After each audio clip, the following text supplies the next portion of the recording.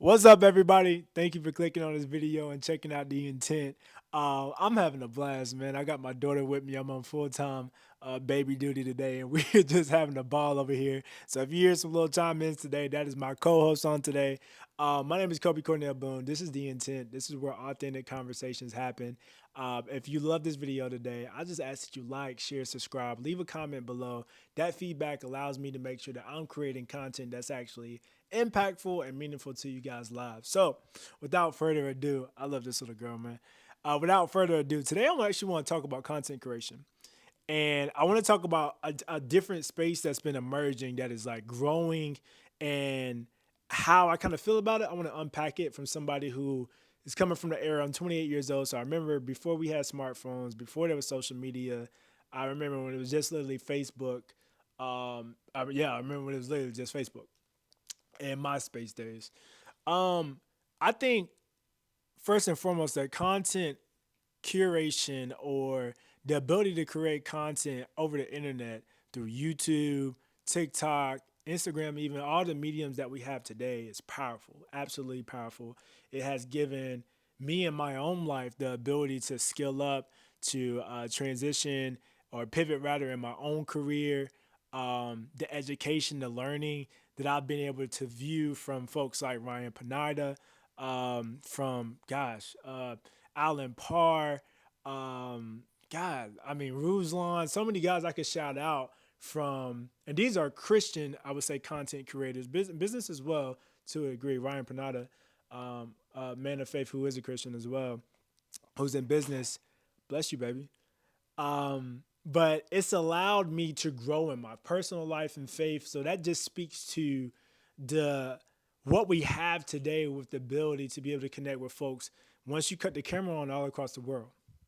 However, just like human behavior, we also have the reactionary side of the internet or content curators who are, bothering elderly people when they're in the grocery stores. It could be in the line somewhere and slapping food out of people's hands to get a reaction. And it really draws on that human aspect of like negativity, how negative news goes further. And you got to see what happened.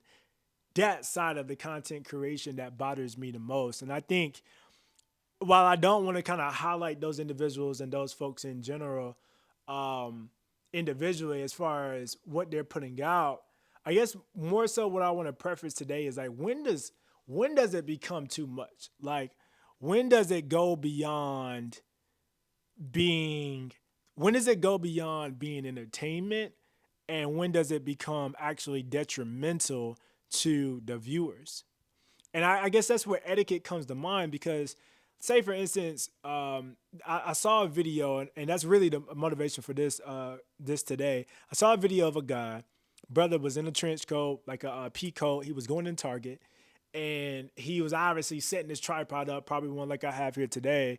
He was setting his tripod up at different points of going in Target and shopping. Now, I'm sure the brother this is a grown man, look like he's 6 foot tall, beard, whatever. He's a man, like a brother. I'm sure he's not just doing this just to be doing this. Like I'm sure he's doing this for a purpose and a reason. And we obviously know that content creators are getting a check. They're partnered with these different brands. They're building their following so they can monetize and be able to take care of their financial obligations and situation. What's up, baby? Now, in my personal opinion, I am someone who previously before, when I first started this YouTube channel, one second, guys. What's up, baby? I got my daughter up here watching the Mozart little films where they got the art on the screen, and she loves watching these, man. Um, in my personal opinion, I'm the type of guy who previously before was like, man, I'm not setting up a tripod here, there, whatever the case may be. I'm not doing all that for no videos. I think the world has changed, man.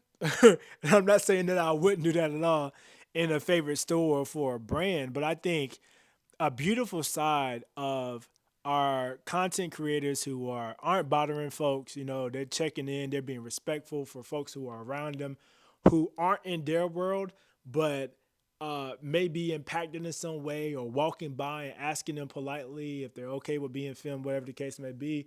Shout out to those people, man, because I think the beauty of what's happened is previously before, if there was something like Manscaped, I use it for example, no partnership, whatever. I just they put out a product that you see all the time in people's videos, right? If they came out with an ad campaign 10 years ago, 15 years ago, the only way you were going to see that was mainly going to be on TV. You were going to have to watch a man's show, ESPN, NFL, or something to be able to see that product. That placement could only be put there. However, now in 2023, you have content creators with YouTube channels, podcasts. It can be any of the social media platforms.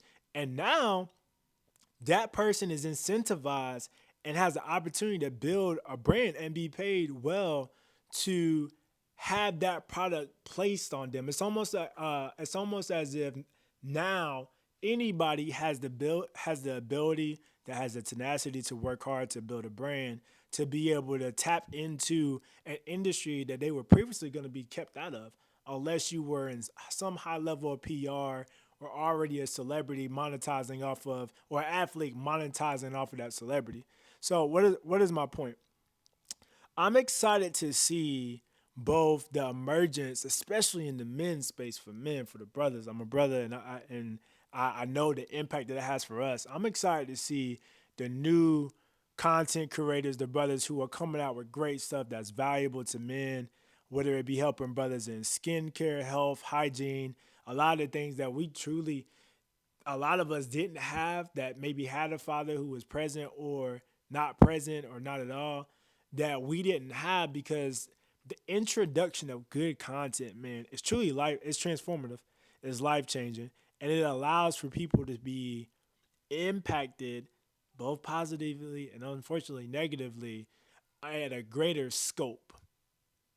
How we navigate this thing when we talk about discussions around free speech, when we look at what's happening with like Twitter, former Twitter, now X, and Daily Wire, a lot of the different media platforms that aren't tied to per se big media, um, or traditional media rather. It's gonna be exciting. It's gonna be exciting.